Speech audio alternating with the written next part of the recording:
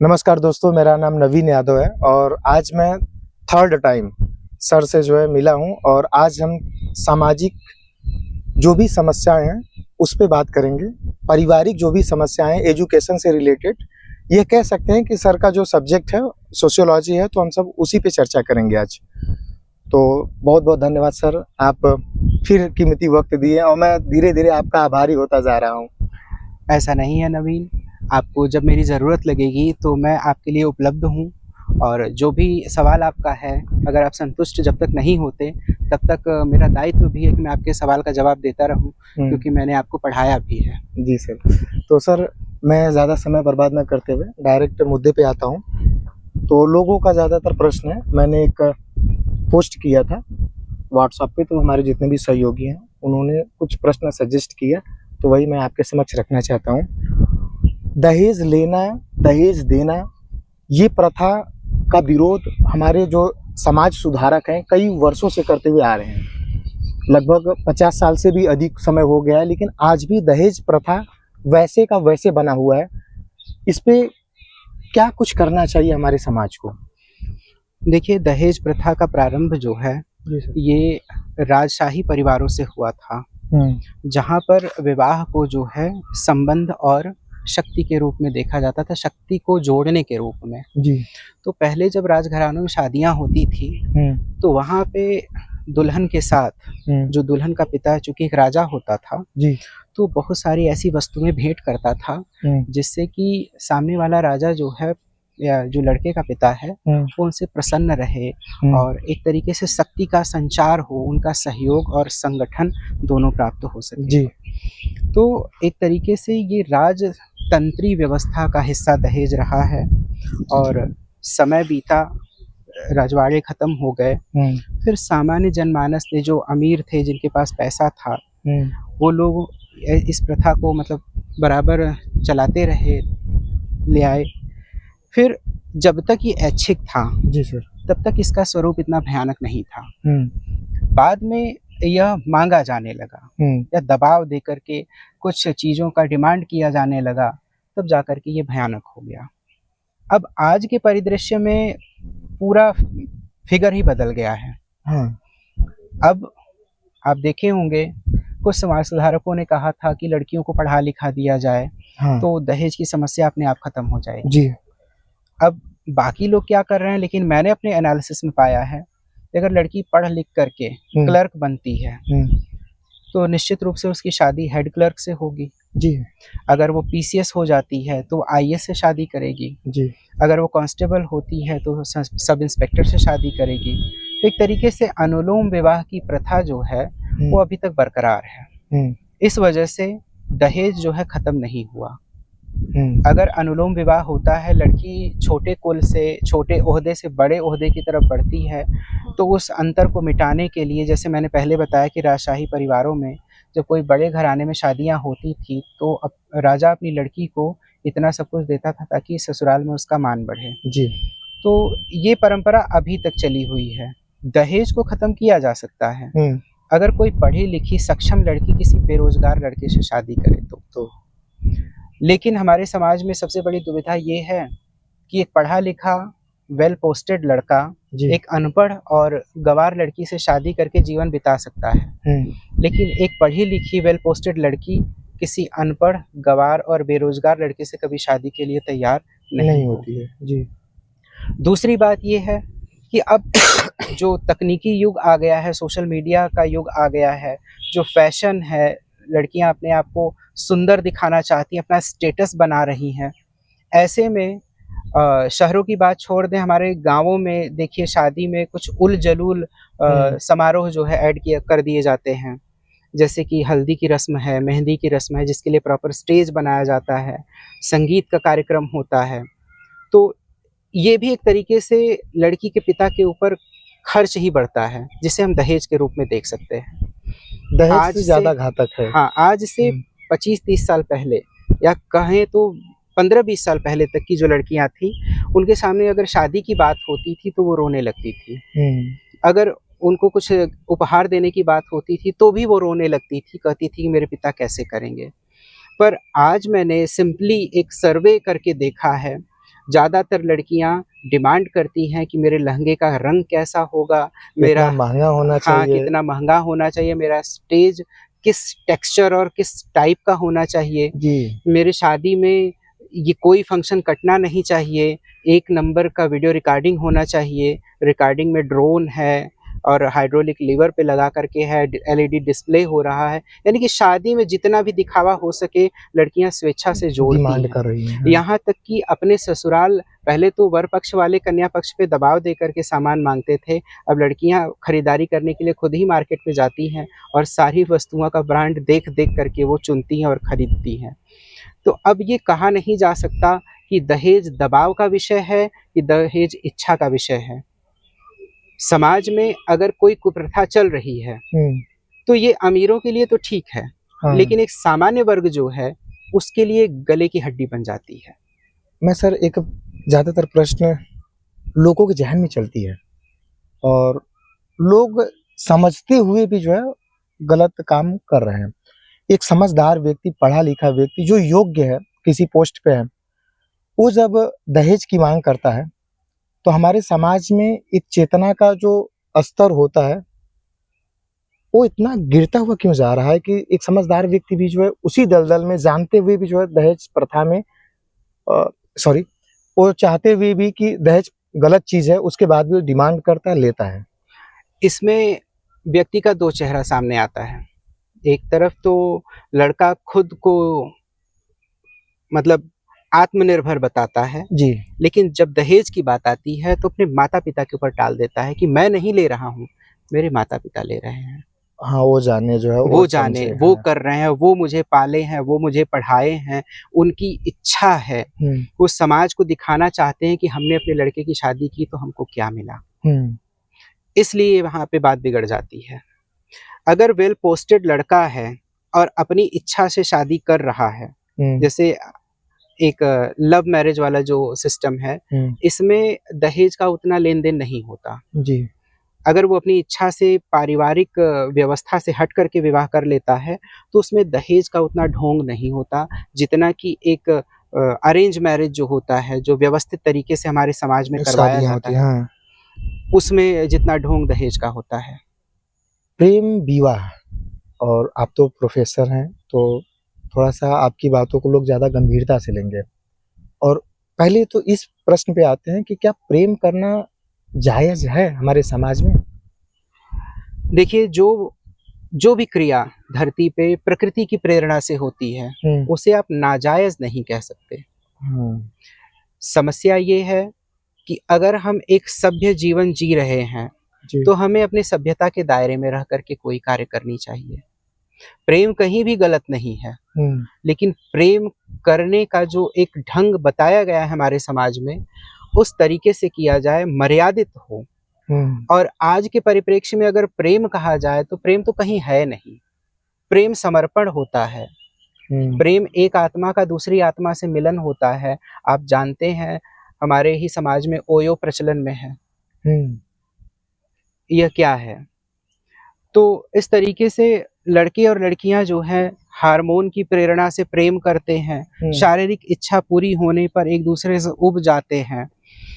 Girlfriend boyfriend की परंपरा भी चल रही है यहाँ पे, हुँ, और शादी के पूर्व शारीरिक संबंध भी आम प्रचलन में है। हुँ, तो इस तरीके से प्रेम, शारीरिक वासना जो है वो प्रेम नहीं होता है। हुँ, प्रेम भी एक आंतरिक भाव है, हुँ, और इसमें जो प्रेम अपने अंतिम पड़ाव तक पहुँच जाता है, हुँ। उसका जो स्वरूप होता है वो विकृत हो जाता है। प्रेम विवाह सर मतलब थोड़ा-सा मैं रोकना चाहूँगा। प्रेम विवाह और जो हमारा पारिवारिक विवाह होता है जिसको अरेंज मैरिज कहते हैं, तो इसमें अगर डिफरेंशिएट करना हुआ या इसमें अच्छा कौन है? आप किस चीज़ को ज़्यादा बेहतर मानते हैं?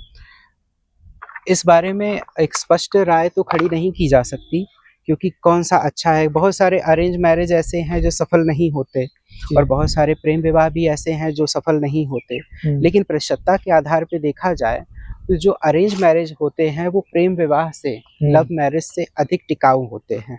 जी। क्योंकि वो सामाजिक दायरे में बंद करके होते हैं और सामाजिक मर्यादा का पूरा ध्यान रखते हैं। हाँ। लेकिन लव मैरिज वही एक शारीरिक आकर्षण होता है और शारीरिक इच्छा जब शांत हुई तो उसमें प्रेम कहीं नहीं रह जाता और एक दूसरे से मतभेद होता है और विवाह वहाँ पे स्थिर नहीं होता, टूट जाता है। तो मेरे हिसाब से अरेंज विवाह या जो एक सामाजिक या पारिवारिक विवाह होता है, जिसमें सभी सदस्यों की सहमति और उपस्थिति होती है, ये समाज के लिए एक हितकर विवाह प्रणाली है। बाकी प्रेम विवाह में अगर दो जिम्मेदार व्यक्ति जो बालिग हैं, वयस्क हैं और अपना हित अहित देख करके विवाह करते हैं और विवाह के उपरांत साथ रहना चाहते हैं और कोई उनके बीच मतभेद नहीं है, तो निश्चित रूप से यह प्रक्रिया भी अच्छी ही है।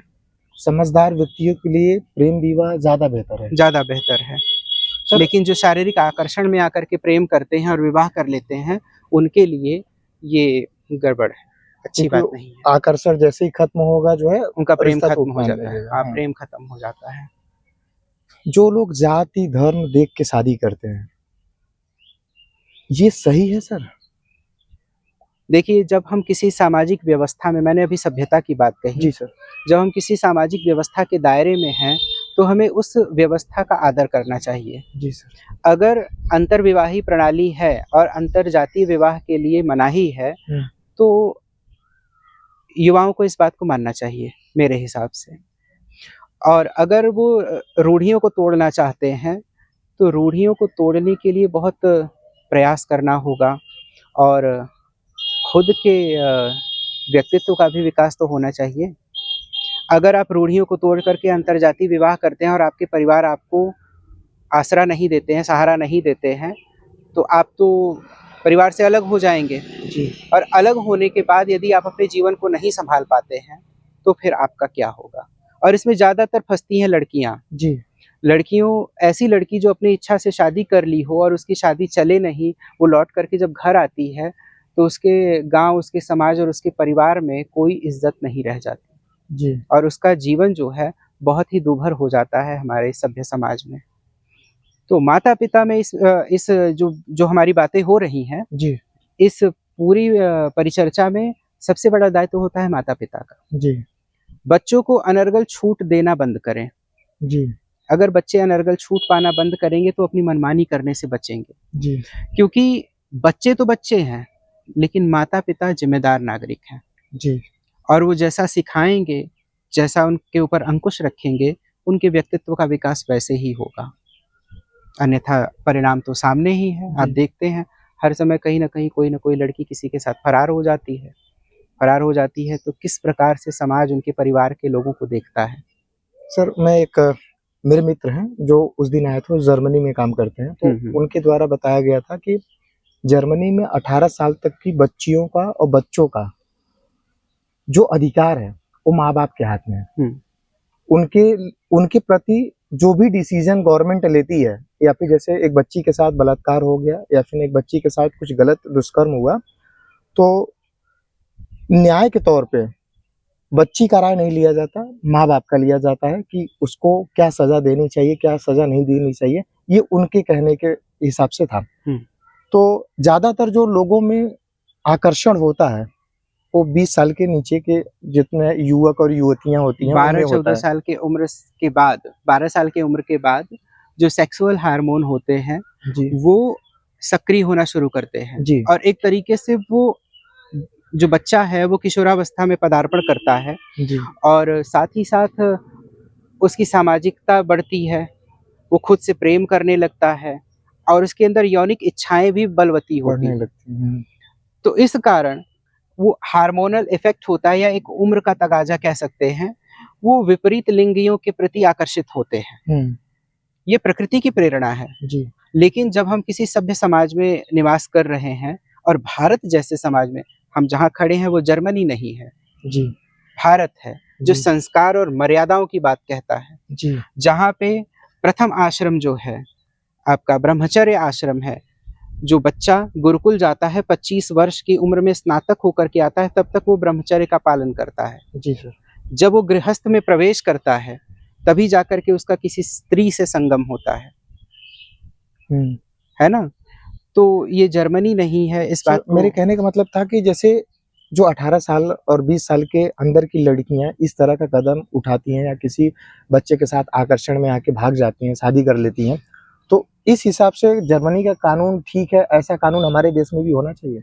हमारे देश में भी इसी तरीके से लगभग ऐसा ही कानून है, बशर्ते ये है कि हमारे बच्चों को यौन शिक्षा दी नहीं जाती। उन्हें अपने यौन व्यवहार को किस तरीके से नियंत्रित करना है, इस बात को बताया नहीं जाता। जी। बहुत चीज़ें पर्दे में रख कर के की जाती हैं और एक ढकी हुई सामाजीकरण के तौर पे उनको यौन क्रियाएँ सिखाई जाती हैं। दोस्तों के बीच माहौल दोस्तों के माहौल में या और रिश्तेदारों के माहौल में, लेकिन माता-पिता यौन क्रियाओं के बारे में अपने बच्चों से बात नहीं करते हैं और ना ही उनको स्कूलों में ये बात बताई जाती है। जी। तो चूँकि यौन आचरण जो है, ये आंतरिक प्रेरणा से प्रकट होता है और ये प्रकृति की प्रेरणा है, जी। क्योंकि संसार में जो कुछ है, जो निरंतरता बनी हुई है, ये प्रजनन की वजह से। और सभी पेड़-पौधे, सभी वनस्पतियों, पक्षियों, कीड़े-मकोड़ों सब में प्रजनन होता है, इंसानों में भी प्रजनन है। लेकिन मानव एक सभ्य समाज का दायरा बना कर के रखा हुआ है जी। और इस दायरे में रह कर के यह सारी क्रियाएँ हों, तो ज़्यादा अच्छी होती हैं। इसके लिए बहुत आवश्यक है कि सेक्स एजुकेशन यानी यौन शिक्षा भी हमारे पाठ्यक्रम में शामिल की जाए। कम से कम जो पुरुष होते हैं, यानी पिता अपने लड़के से बात करें और माता अपनी लड़की से बात करें और उन्हें यौन आचरण के बारे में बताएँ। माँ-बाप अगर नहीं भी करते हैं तो शिक्षक अगर बताते हैं तो वो भी बेहतर हाँ, है। कम से कम सिलेबस में तो इतना होना चाहिए कि यदि हमारे भीतर हार्मोनल चेंज हो रहे हैं या बच्चे जो बदल रहे हैं, बाल्यावस्था से किशोरावस्था की तरफ जा रहे हैं, तो अपने यौन व्यवहार को किस तरीके से नियंत्रित करें। तो जैसे अगर अभी तक तो मैं इस पे बात करने ही वाला था कि आपने उसका जवाब दे दिया पहले ही। मैं यही पूछने वाला था कि क्या सेक्स एजुकेशन इम्पोर्टेंट है? और दूसरी बात मेरा ये है सर कि चलिए ठीक है कि लोग पढ़ाना नहीं चाहते हैं, माँ-बाप उसके बारे में जो है चर्चा नहीं करना चाहते हैं।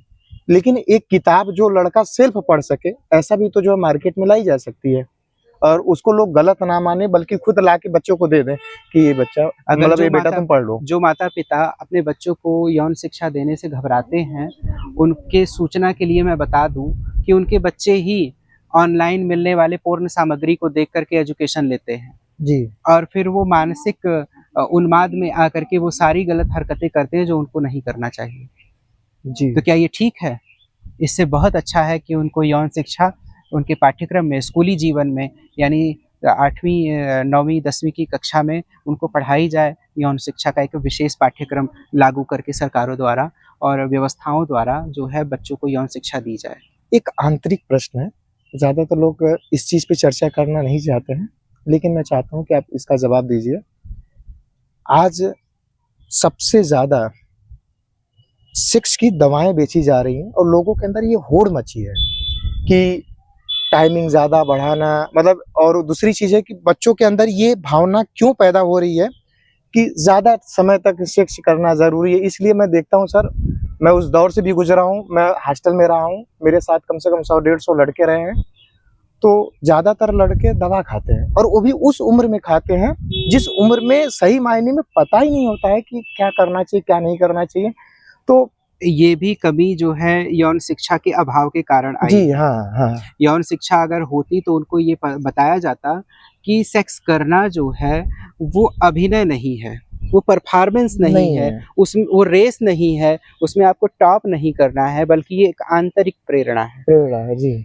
हमारे देश में महर्षि वात्स्यायन का जो है कामसूत्र है, हुँ। उसमें तमाम बातें मैंने हालाँकि उस पुस्तक को पढ़ी नहीं है, लेकिन जब आप अंतर्चिंतन करते हैं, तो आपके चिंतन की कई शाखाएँ होती हैं। जब आप हुँ। समाज के बारे में चिंतन करते हैं, तो उसमें वो सारी चीज़ें आ जाएँगी जो समाज से जुड़ी हुई हैं, जो समाज को सही दिशा में ला रही हैं और समाज को विपरीत दिशा में ले जा रही हैं। हुँ।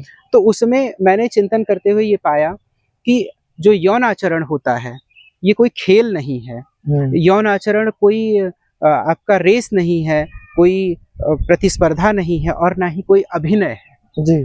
तो आज हम जिस समय में जी रहे हैं, ये विज्ञापन और प्रचार का माहौल बना हुआ जी है। सर, जी सर। अपने सामान को बेचने के लिए लोग कुछ भी कर सकते हैं। यानी ये जो सुबह से लेके शाम तक बहुत सारी ऐसी क्रियाएं हैं जो बिजनेसमैन डिसाइड किए हुए हैं, और जिसमें ये भी आता है कि जैसे आज एक सामान्य सी बात हो गया, लोगों के अंदर होड़ मची है कि बाइसेप बनाना, शरीर बनाना, और उसके लिए बहुत सारे स्टेरॉइड भी दिए जाते हैं बिल्कुल बच्चों को। बिल्कुल, पूरी भौतिकता यानी सुंदर शरीर का आकर्षण, शरीर का सौंदर्य और शरीर की जो ड्राइव है या कह सकते हैं कि जो क्षमता है, कुल मिलाकर के हमारे बच्चे जो है, इसमें सिनेमा का बहुत बड़ा हाथ है, बॉलीवुड बहुत बड़ा रोल अदा किया है, साथ ही साथ जो प्रचार है, जो भ्रामक विज्ञापन है, उन्होंने बहुत रोल अदा किया है।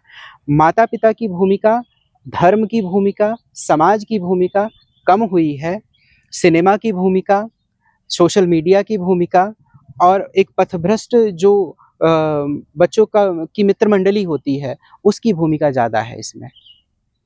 कोई ज्ञान देने वाला मिल जाता है, जैसे किसी युवक की शादी हुई है, तो उसके दोस्त उसको घेर करके उसको यौन शिक्षा की जानकारी, यौन का ज्ञान देते हैं, पूरा उपदेश देते हैं और उसमें कहते हैं कि हारना मत। हाँ। अभी ये क्या है, जो हॉस्टलर की बात आप कर रहे हैं, जी। हॉस्टलर की बात मैं कह दूँ, बच्चे घर से बाहर जाते हैं तो पहली बार वो एक ऐसे वातावरण में जाते हैं जहाँ पे वो पूरी तरीके से स्वतंत्र होते हैं। जी। जो प्राथमिक संस्था है, परिवार है, उससे दूर जाकर के पहली बार वो अपने आप को पूरी तरीके से स्वतंत्र पाते हैं और इस स्वतंत्रता में सबसे पहली दबी हुई उनकी इच्छा होती है यौन क्रिया। जी, सबसे ज़्यादा बातें चर्चा में घर उसी पे पे होती खाना है। मिलता है, घर पे पानी मिलता है, घर पे मस्ती मजाक मिलता है, कॉमेडी जोक्स भी मिलते हैं, टीवी भी देख सकते हैं, सब कुछ कर सकते हैं, लेकिन यौन क्रिया परिवार में रह करके वो बच्चे जो अभी किशोरावस्था में हैं, वो नहीं कर पाते हैं और 18, 16, 18, 19 की उम्र में जब वो इंटर पास करके ग्रेजुएशन लेवल पे एडमिशन कराते हैं और कहीं बाहर जाके हॉस्टल में रहते हैं, तो जो उनकी सबसे पिछली इच्छा थी, वो सबसे अगले पायदान पे आ जाती है और अगले पायदान में आने के बाद वहाँ पे तो एक आप नहीं हैं, बहुत जी। सारे लड़के हैं जी। और कोई एक लड़की है जो सुंदर है, हालाँकि इसको पब्लिश मत करिएगा, मैं जी। आपकी जानकारी के लिए बता रहा हूँ। जी। उसके पीछे बहुत से लड़के पड़ते हैं, तो लड़कों का माइंडसेट होता है कि लड़की जिससे खुश होगी, उसके साथ जाएगी। हाँ, ये गलत धारणा है या फिर खुश ट्रेंड के हिसाब से सही है? खुश होना, मैं कहता हूँ कि पहले के समय में लोग माता-पिता शादी तय नहीं करते थे, रिश्तेदार का रिश्तेदार शादी तय करता था। जी। शादियाँ होती थीं, शादियाँ निभाई जाती थीं, चेहरे पे चेचक का दाग है, लड़की अंधी है, आँख नहीं है, लड़का अंधा है, आँख नहीं है, पैर से लंगड़ा है, कुछ भी है, शादी होती थी, शादियाँ निभाई जाती थी, उनमें भी प्रेम होता था। जी। प्रेम तो स्वभाव है, प्रेम होगा ही होगा, क्या अरेंज मैरिज में प्रेम नहीं होता है? एक लड़का, एक लड़की जो तब मिलते हैं जब उनकी शादी होती है।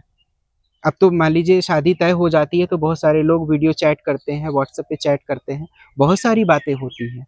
लेकिन पहले ऐसा नहीं होता था, पहले तो पत्र भी नहीं लिखते थे।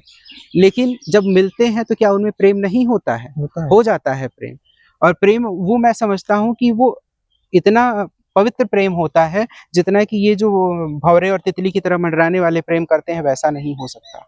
ये कह सकते हैं सर कि शुरू में जब शादी नहीं होती है, तो उसके पहले जो है लोग चेहरा देखते हैं, शरीर देखते हैं, रंग देखते हैं, रूप देखते हैं। शादी होने के बाद कुछ लोगों के अंदर नाराज़गी होती है कि हमारी पत्नी हमारे सोच के अनुसार नहीं मिली, लेकिन आगे चल के लगाव हो जाता है, और ऐसा मैं बहुत सारा उदाहरण देख पा रहा हूँ अपने समाज में, जहाँ पे शादी के पहले लोगों के अंदर नाराज़गी थी, लेकिन शादी होने के बाद जो है लगाव हो गया, परिवार बस गए, तो बढ़िया चलने लगा। इसीलिए मैंने कहा ना कि जो अरेंज मैरिज होता है, वो अधिक टिकाऊ होता है अपेक्षाकृत प्रेम विवाह के। जी। प्रेम विवाह में क्या है, शारीरिक आकर्षण है। कोई लड़की है, आपके सुंदर स्वरूप को देख कर के आकर्षित हो सकती है। जी। आप भी किसी लड़की को देख कर के आकर्षित हो सकते हैं। जी। पर ये एक पल का आकर्षण जो है, वो जीवन भर का साथ नहीं हो सकता। और एक पल का आकर्षण ही जीवन भर का साथ है, इसको समझने के लिए आपके अंदर कम से कम परिपक्वता तो होनी चाहिए, वैसा होता नहीं है। एक सर मेरे साथ इंसिडेंट हुआ है, एक लड़की मुझसे बात करती थी, और मैं ये बोलना थोड़ा-सा जायज़ समझता हूँ। बात जब हुई कि आगे बढ़ते हैं शादी करने की, तो बोली कि मैं आपके परिवार में एडजस्ट नहीं कर पाऊँगी। बोल रही कि जो आपकी समाज है, मैं आपको एक्सेप्ट कर सकती हूँ, लेकिन आपकी जो पारिवारिक या फिर आपकी जो जाति है, मैं अनकम्फ़र्टेबल हूँ और मैं उस चीज़ को एक्सेप्ट किया। मुझे वो बातें बहुत अच्छी लगी, क्योंकि जब मैं उसके परिवार से अपने परिवार की तुलना किया, तो पाया कि बहुत अंतर है और वो सच में एडजस्ट नहीं कर पाती, तो मैं उस चीज़ को एक्सेप्ट किया। तो ऐसी बहुत सारी घटनाएँ हैं, जो लोग एक्सेप्ट नहीं करते हैं, अपने अंदर की खामियों को नहीं देखते हैं, तो उसके बारे में क्या राय है आपका? बात ये है कि वो लड़की फिर आपसे प्रेम तो नहीं करती थी, जो आपके लिए आपके परिवार के साथ जो है एडजस्ट ना कर सके। उसका सिर्फ़ एक आकर्षण था आपके साथ। प्रेम तो वो होता है जो त्याग देता है, त्याग की भावना देता है। राधा का प्रेम था, मीरा का भी प्रेम ही था। कोई अपने ईश्वर से प्रेम कैसे करता है, मीरा से सीखिए। सर उसमें एक मैं सॉरी आपको जो है बिल्कुल, मेरा मैं अपना मत देता हूँ। बिल्कुल। घुट-घुट के जीने से अच्छा है, जैसे हमसे प्रेम है और मैं उसके वजह से अपने परिवार को छोड़ नहीं सकता, क्योंकि बचपन से ही जो है, जो 20 साल तक मुझे ढोया है, 25 साल तक ढोया है और अचानक से किसी और के आने से उन दोनों के बीच में अगर अच्छी बॉन्डिंग नहीं बन रही है, तो मैं उसको भी नकार नहीं सकता, इनको भी नकार नहीं सकता। कैमरामैन फ़ोकस करो। अब ये मैं इनको रहस्य बताने जा रहा हूँ कि होता क्या है। जी, जो भौतिक संसार है, उससे आकर्षित सबसे पहले महिला होती है। जी, महिला को आकर्षण सबसे पहले पीड़ित करता है, ये बात ध्यान में रखिए। एक आदमी है, आप भी हैं, क्या ज़रूरतें हैं आपकी? पहनने के लिए 2 सेट कपड़े हैं, जी, है ना? खाने खाने के लिए के 2 लिए टाइम का खाना है, बस हाँ। इसके अलावा आपकी क्या ज़रूरत है? अगर आप किसी गलत रास्ते पे नहीं हैं, तो एक सामान्य व्यक्ति की इतनी ही ज़रूरत होती है। अब तो थोड़ा मोबाइल खर्चा हो गया बस। हाँ, लड़के हैं, एक कपड़ा जो है, वो कई सारे पार्टीज़ और फंक्शन में पहन सकते हैं। जी, और लड़कियाँ, एक बार एक साड़ी पहन ली, एक कपड़ा पहन ली, तो क्या करेंगी? ये तो सबने देख लिया है, मैंने स्टेटस पे, फ़ोटो पे लगा दिया है, सबने देख लिया। लड़के एक कपड़े में मैनेज कर सकते हैं, पर लेकिन लड़कियाँ लड़कियाँ नहीं। नहीं कर सकती। तो अब मैं बात करता हूँ नारीवाद की या जी। नारी स्वतंत्रता की। सर मैं थोड़ा-सा अब उसी चीज़ पे आता हूँ हुँ, और मैं थोड़ा-सा मुद्दे से भटक गया था। हुँ, हुँ, फिर मैं अब प्रश्न पे आता हूँ हुँ, और नारी स्वतंत्रता में वो सारी बातें आएँगी। हुँ, मैं उसी को प्रश्न को थोड़ा-सा दोहराना चाहता हूँ।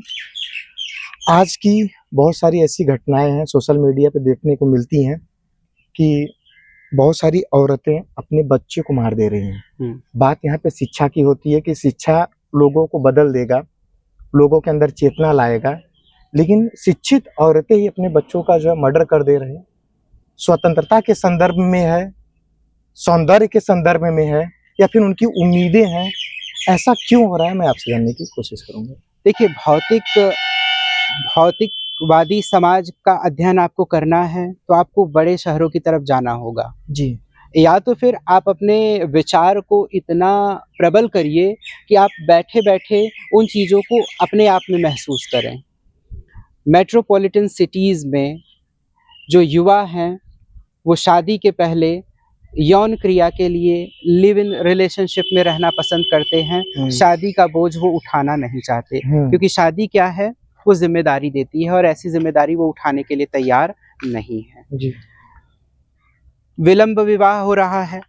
शादी की एक मानक उम्र जो है 22 से 25 साल की उम्र में लड़का-लड़की दोनों की शादी हो जानी चाहिए, लेकिन यह उम्र 35 से 45 वर्ष तक जा रही है। जी सर। इसके बाद शादी हो जाने के बाद भी वो व्यक्तिगत स्वतंत्रता पे विशेष ध्यान देते हैं, बच्चा पैदा नहीं करना चाहते, क्योंकि उनको लगता है कि जीवन एक है, जो आनंद लेना है, वो इसी जीवन में लेंगे। अगर बच्चे पैदा कर लेंगे तो फिर उसको सँभालना होगा, पालना होगा और फिर हम वो आनंद नहीं ले पाएँगे, जो हमें इस दुनिया से या इस समाज से मिलना चाहिए। जी, फिर एक स्टेप और आगे हम चलते हैं, जरावस्था। जी, एक बच्चा जब धरती पे पैदा होता है, उसी क्षण से वो बूढ़ा होने लगता है। जी, उसके अंदर एजिंग होने लगती है, वो बड़ा होता है, परिपक्व होता है, युवा होता है, प्रौढ़ होता है, वृद्ध होता है और मर जाता है। जी, तो कुछ वैज्ञानिक तरक्की की वजह से ये पता चला है हुँ, कि वो औरतें अधिक सुंदर दिखती हैं, जो बच्चे पैदा नहीं करती हैं। हुँ, जो बच्चे पैदा करती भी हैं तो ब्रेस्ट फीडिंग नहीं कराती हैं तो भी उनकी सुंदरता बरकरार होती है, क्योंकि बच्चा जब ब्रेस्ट फीडिंग करता है तो उनके शरीर से माइक्रो न्यूट्रिएंट्स जो है उस बच्चे में चले जाते हैं और उनका शरीर जो है डल हो जाता है, चेहरा डल हो जाता है और जो कांति होती है, जो आभा होती है वो खत्म हो जाती है। जी। इस कारण भी लोग बच्चे नहीं अफोर्ड करना चाहते। इसी आइडियोलॉजी पे सरोगेसी आई कि जो एग है और सीमेन है हमारा है और वो किसी दूसरे के पेट में जो है प्रत्यारोपित कर दिया जाता है, उसको किराया दे दिया जाता है, अपना बच्चा किसी दूसरे से पैदा करवा लिए। जी। तो अगर आज के समाज को हम देखें तो भयानक होता जा रहा है जी। और इसमें औरतों का एक भयानक स्वरूप देखने को मिल रहा है। जी। आज अगर किसी कूड़े के ढेर में आपको नवजात बच्चा दिखता है फेंका हुआ, तो किसी महिला ने ही जना होगा जायज़-सी बात और है। उसकी सहमति हो ना हो, लेकिन उस बच्चे को फेंका गया ये बात तो महिला जानती ही है। जी। फिर वो अपने बच्चे के लिए क्यों कुछ नहीं करती? हमारे यहाँ आप कृष्ण यशोदा या देवकी कृष्ण की बात को आप ले लीजिए, वात्सल्य और मातृत्व का इतना अनूठा उदाहरण देखने को मिलता है कि पूछिए मत। जी। लेकिन वो चीज़ हमारे समाज से अब गायब हो रही है। सब कुछ भौतिकता के चकाचौंध में लुप्त होता जा रहा है। सब जो प्रेम था, जो वात्सल्य था, जो समर्पण था, जो त्याग था, आने वाली पीढ़ी के प्रति जो चिंता थी, जो माताएँ गीले बिस्तर पे लेट करके बच्चे को सूखे बिस्तर पे रख कर के सोती थी और कठिन से कठिन जीवन जी करके समाज को आज इस स्तर तक पहुँचाई हैं कि आज हम दुनिया क्या, विश्व क्या, हम ब्रह्मांड में जो है सैर कर रहे हैं, अंतरिक्ष में जा रहे हैं। लेकिन अब मुझे चिंता इस बात की है कि आज जो फैशन के प्रभाव में आकर के चाहे पुरुष हो चाहे महिला हो, वो अपनी संतति के प्रति इतनी उदासीन है और उदासीन होने के कारण उनके संतति का जो है जीवन भी संकट में है और उनकी सामाजिकता भी संकट में है। जी। एक और प्रचलन आपको बता दूं मेट्रोपॉलिटन सिटी की, कि जो भौतिक आकर्षण है वो ये प्रेरणा देता है कि अधिक से अधिक धन का उपार्जन किया जाए, चाहे वो किसी भी स्रोत से हो।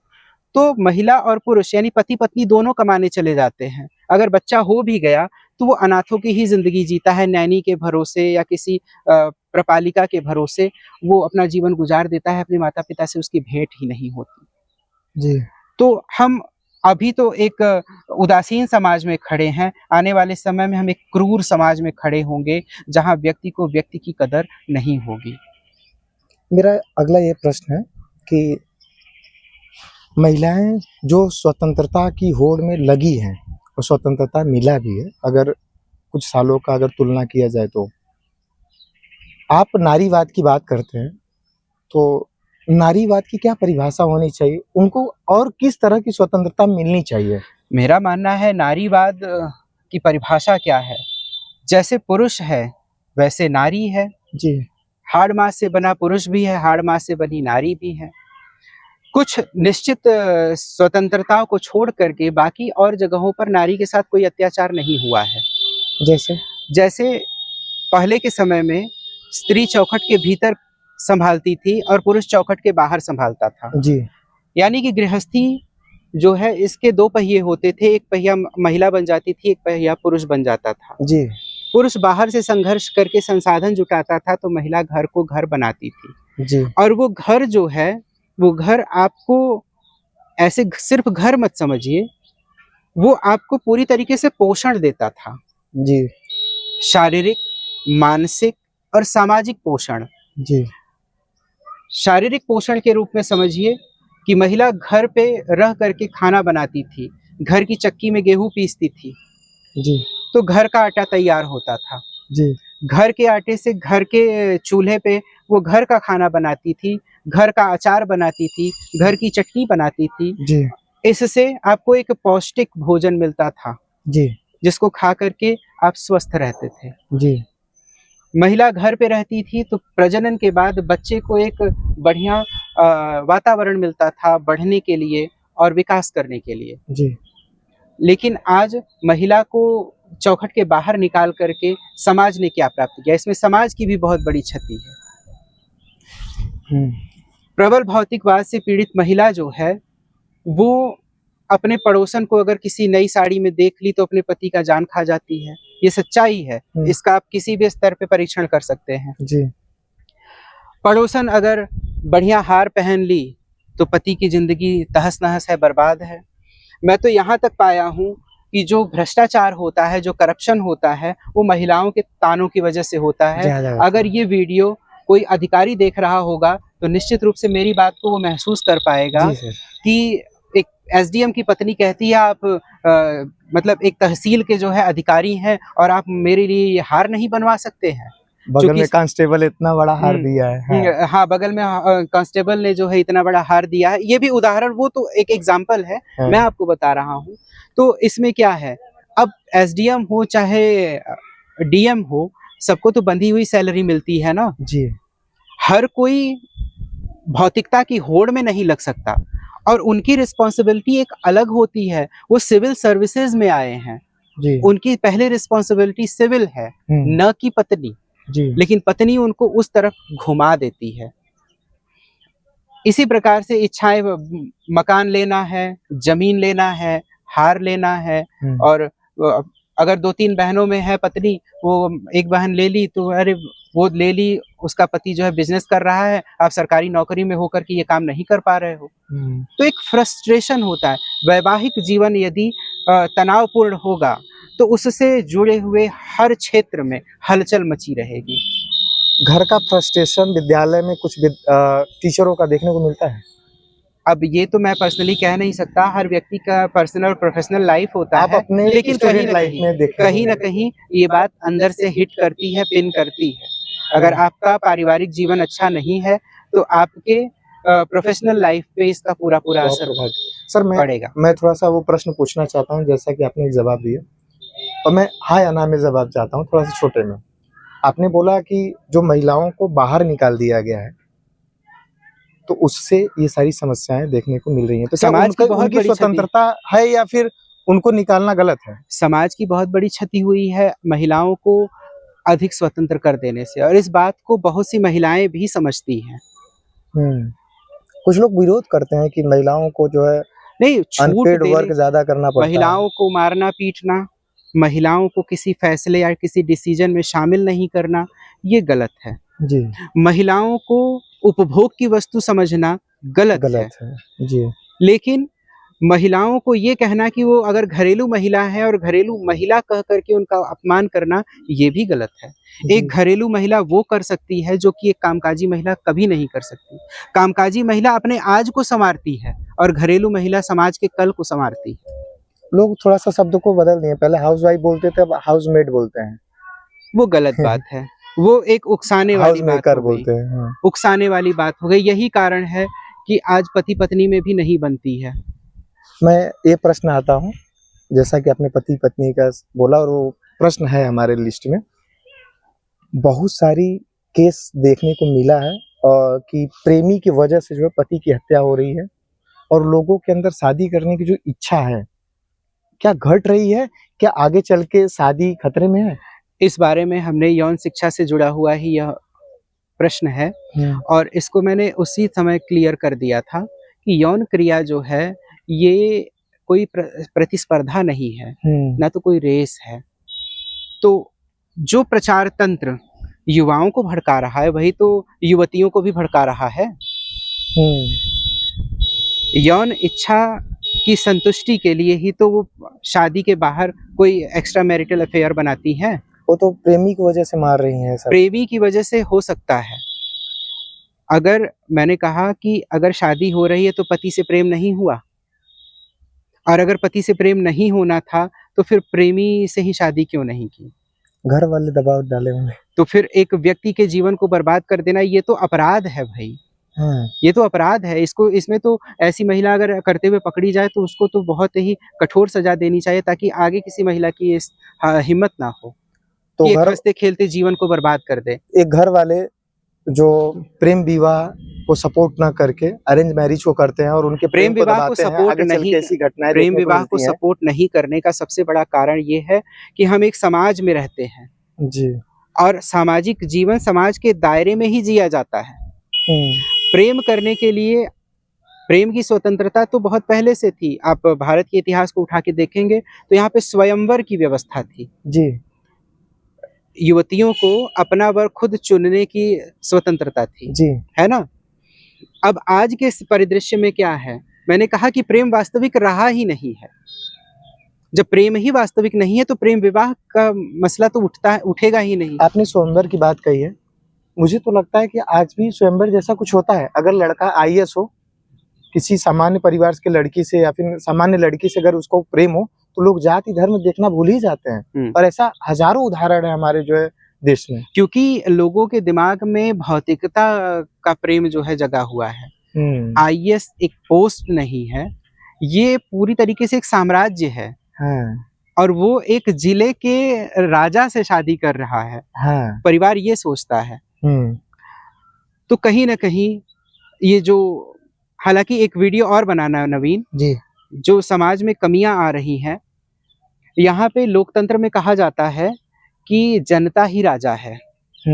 लेकिन जनता को राजा वाला जो है सम्मान नहीं मिलता। बल्कि जो उसके सेवक हैं, उसको बड़ा सम्मान मिल जाता है। तो कहीं न कहीं समाज की ही तो गलती है। जी। एक सामान्य व्यक्ति जो नशा नहीं करता, जो अपनी मेहनत से अपनी आजीविका चला रहा है, उसको हमारा समाज उतना सम्मान नहीं देता। एक क्रूर भ्रष्टाचारी नेता को उतना सम्मान दे देता है, लेकिन इस सामान्य व्यक्ति को नहीं देता है। जी सर।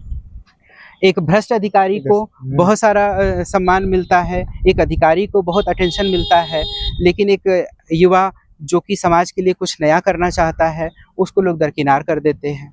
ये क्या चल रहा है समाज में?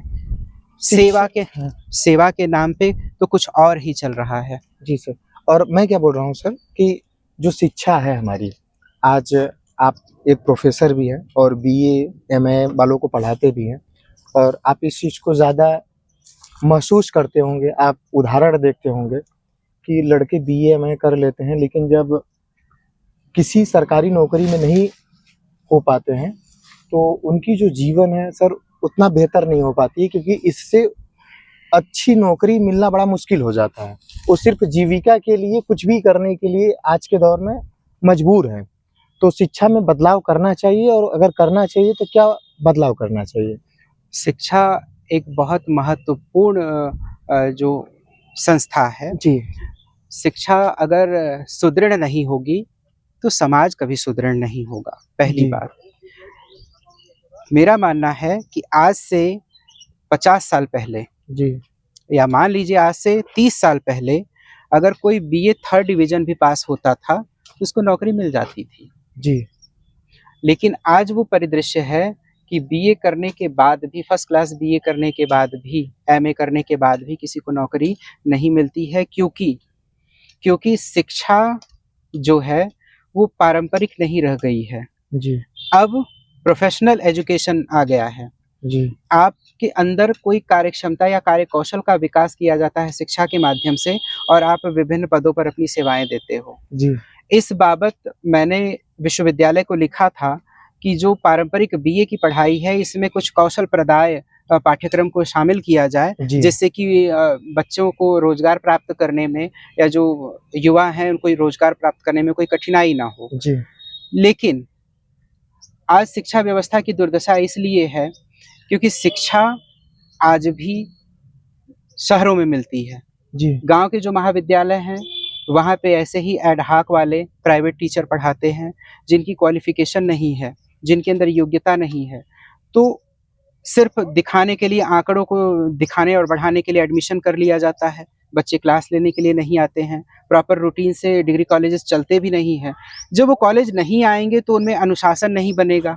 जी। जब वो कुछ पढ़ने नहीं आएँगे तो उनमें ज्ञान नहीं बढ़ेगा, नॉलेज नहीं बढ़ेगा। जी। तो बिना ज्ञान के, बिना अनुशासन के, सिर्फ़ डिग्री बटोर करके कोई रोज़गार कैसे प्राप्त कर सकता है?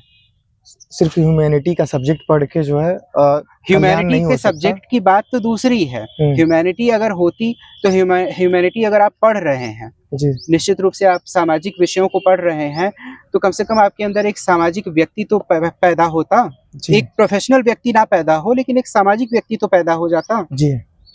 यहाँ पे सिर्फ़ शिक्षा व्यवस्था पूरी तरीके से दिखावा है। कागज़ों पर एडमिशन चल रहे हैं, बच्चे कभी क्लास लेने आते नहीं हैं। जी। मार्कशीट वग़ैरह जो है वो अब हम क्या बताएं, बहुत सारे ऐसे लोग हैं जो कई कई विश्वविद्यालय से फर्जी डिग्रियां दिलवा देते हैं। जी फर्जी की बात छोड़िए, जो संस्थाएं चल भी रही हैं उनमें अटेंडेंस नहीं आता है उतना बच्चों का, और अटेंडेंस नहीं आने के बाद कक्षाएं चलती हैं तो बच्चे जो है क्लास लेने नहीं आते हैं। क्लास नहीं लेने के बाद जब वो परीक्षा देने जाते हैं तो नकल की व्यवस्था उनको मिल जाती है। तो ऐसे में जो डिग्री तैयार हो रही है, जो एक समुदाय बन रहा है पढ़े लिखे बेरोजगारों का, उनमें पढ़ाई लिखाई की कितनी क्वालिटी बन पा रही है, ये बात संदिग्ध है। और इस पर सरकार सब कुछ देख रही है, क्योंकि अधिकतम जो विद्यालय, महाविद्यालय या जो भी शिक्षण संस्थान हैं, वो नेताओं के हैं। जी सरकारी डिग्री कॉलेज में, सरकारी इंटर कॉलेज में, सरकारी स्कूलों में फिर भी पढ़ाई होती थी, लेकिन जो प्राइवेट और निजीकरण की तरफ सरकार बहुत तेजी से बढ़ रही है, निजीकरण में जो बड़े-बड़े धनपति हैं, जो उद्योगपति हैं और जो नेता हैं, उन्हीं के सब शिक्षण संस्थान हैं और वो अपने मनमाने ढंग से जो है अपनी व्यवस्था को चला रहे हैं। सर तो ऐसे में सिर्फ वोटों की खेती हो रही है। युवा पढ़ रहा है, नहीं पढ़ रहा है, उससे कोई मतलब नहीं है, सिर्फ कागज पूरा होना चाहिए।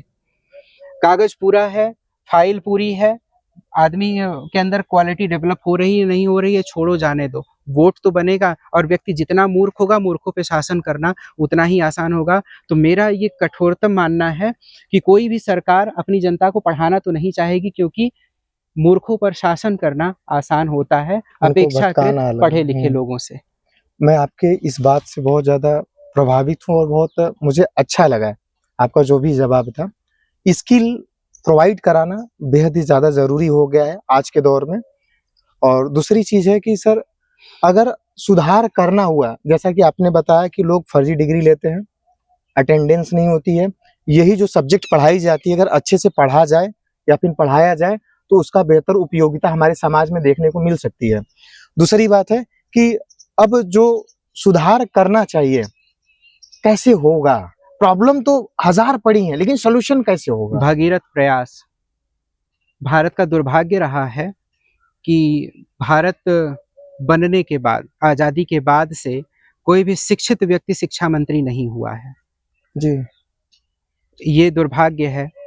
और दूसरा सबसे बड़ा दुर्भाग्य ये है कि कोई सत्ता के लालच में अपने ही देश के साथ छल कैसे कर सकता है। हुँ, हमारे नेता कहने के लिए बहुत बड़ी-बड़ी बातें करते हैं, जी, लेकिन ज़मीन पे कुछ दिखाई नहीं पड़ता। जी, अभी आप किसी भी नेता से मिलिए, आपको ऐसा आश्वासन देंगे कि आप गदगद हो जाएँगे। वो नेता आपके दरवाजे से हटा या आप उसके दरवाजे से हटे, तो जो भी बातें हुई थी वो कपूर का धुआँ हो जाएँगी वहाँ। जी, ज़मीन पर बनाने के लिए कोई पैदा ही नहीं हुआ। यही कारण है कि पिछले 200 साल से कोई विवेकानंद पैदा नहीं हुआ, जी, कोई दयानंद सरस्वती पैदा नहीं हुआ, जो समाज को दिशा दे सके।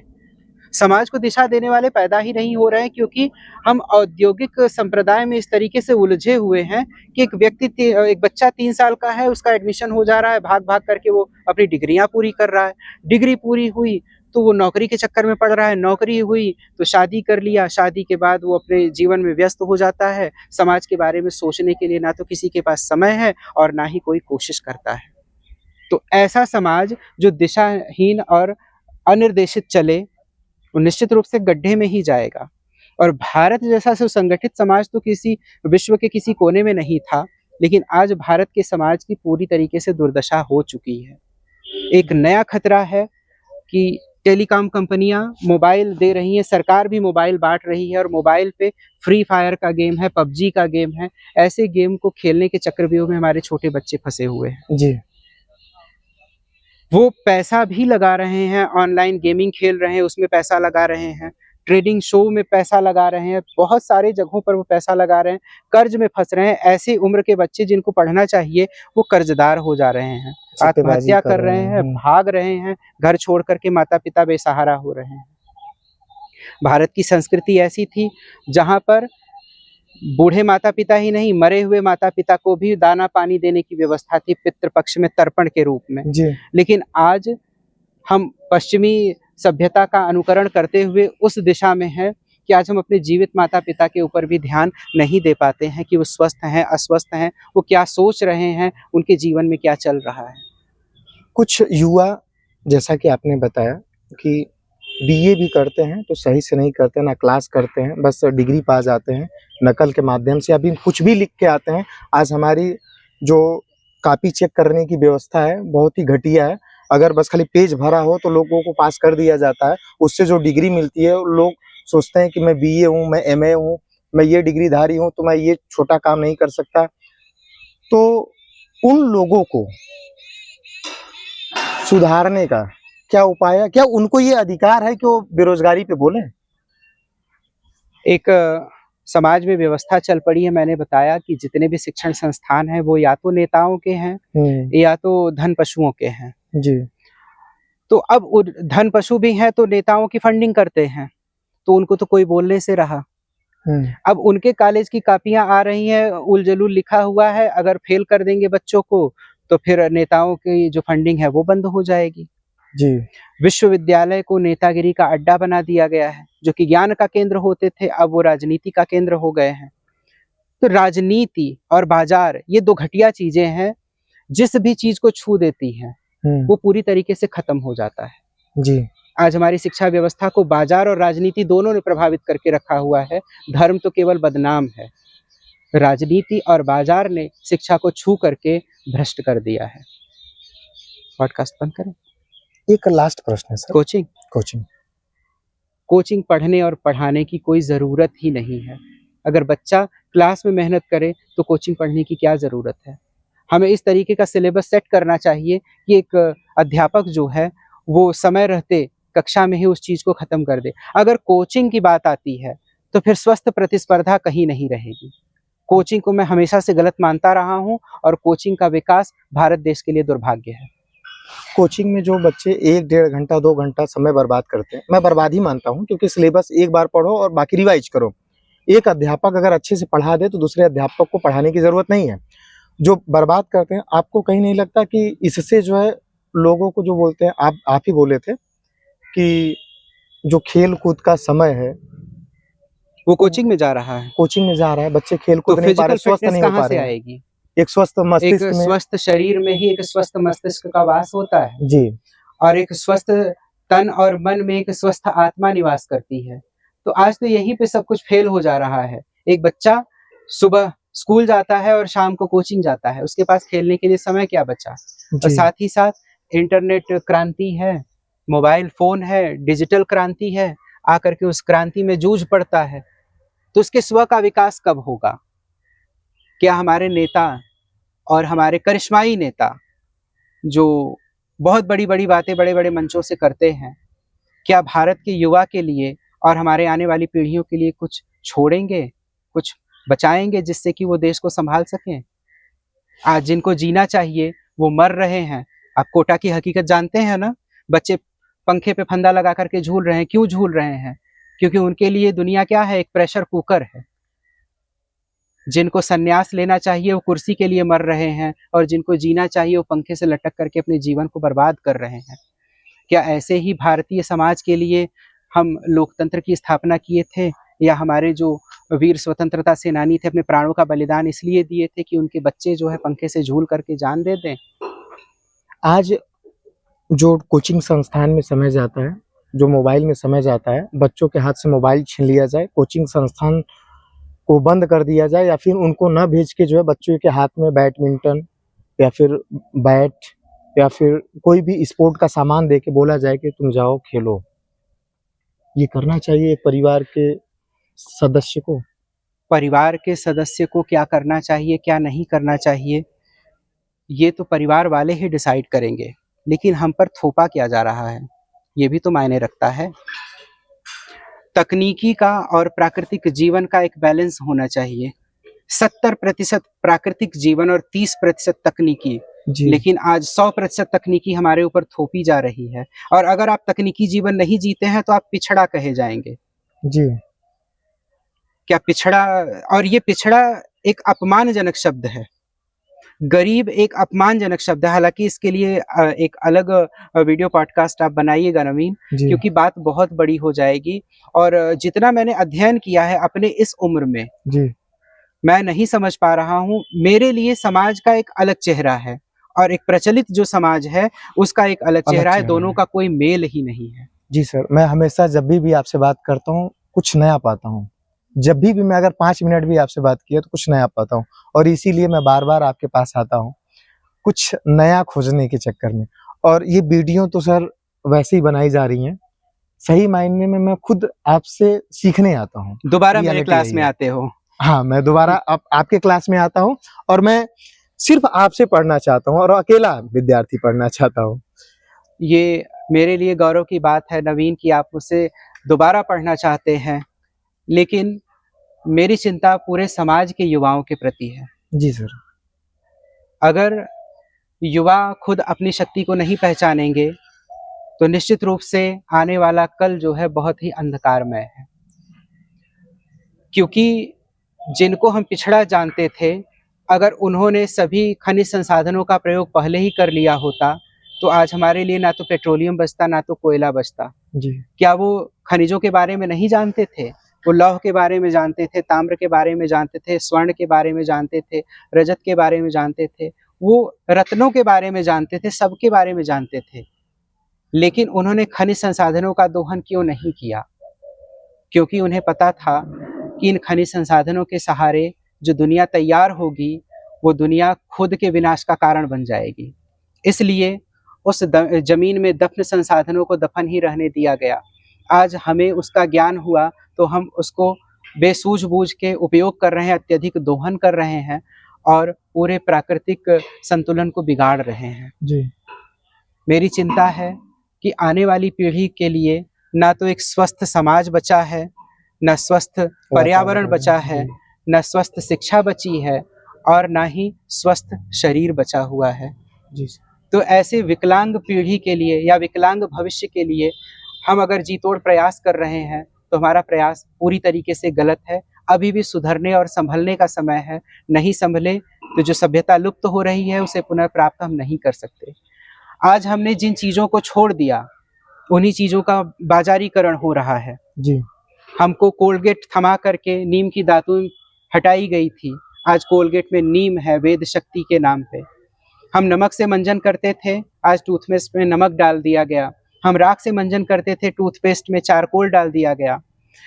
कल चूल्हे पे बने खाने को लोग खाते थे और स्वस्थ रहते थे, उनको एलपीजी का सपना दिखाया गया और एलपीजी पे खाना बनने लगा। अब वही चूल्हे की हाँडी पर बना हुआ खाना आप किसी रेस्टोरेंट में खाते हैं, तो आपको हैवी पैसा देना पड़ता है। ऑर्गेनिक मेथड से, घरेलू देसी खाद से जो फसलें उगाई जाती थी, उसको गलत बता करके रासायनिक खादों के प्रचलन को बढ़ावा दिया गया। आज ऑर्गेनिक भिंडी 170 रुपए किलो और केमिकलाइज्ड भिंडी 70 रुपए किलो है। तो हम एक घटिया खाने को प्राप्त करने के लिए ही विकास कर रहे हैं, एक घटिया कपड़े को पहनने के लिए ही विकास कर रहे हैं, एक घटिया वातावरण में साँस लेने के लिए ही हम विकास कर रहे हैं। यह विकास पूरी दुनिया के 80% लोगों के लिए नहीं है। अगर कोई फिर भी भ्रम में रहता है, तो वो जागे, नहीं तो उनके आने वाली पीढ़ियों को कुछ भी नहीं मिलेगा। बाकी जाति और धर्म की बात केवल हमारे ध्यान को भटकाने के लिए है। वह राजनीति से प्रेरित है, केवल लड़ा करके, उलझा करके ताकि हमारे युवाओं का ध्यान जो है, जो फ़ोकस है, उससे हट जाए। सो इस शो को यहीं पे ख़त्म करते हैं और फिर मिलेंगे किसी नए टॉपिक्स पे। बहुत-बहुत धन्यवाद सभी को, जो भी हमारे जो है व्यूअर्स हैं। अरे यार बैग हम लोग यहाँ आ गए। हाँ, तो दर्द हो गया होगा। नहीं, नहीं कोई दिक्कत नहीं। अभी चल रहा है?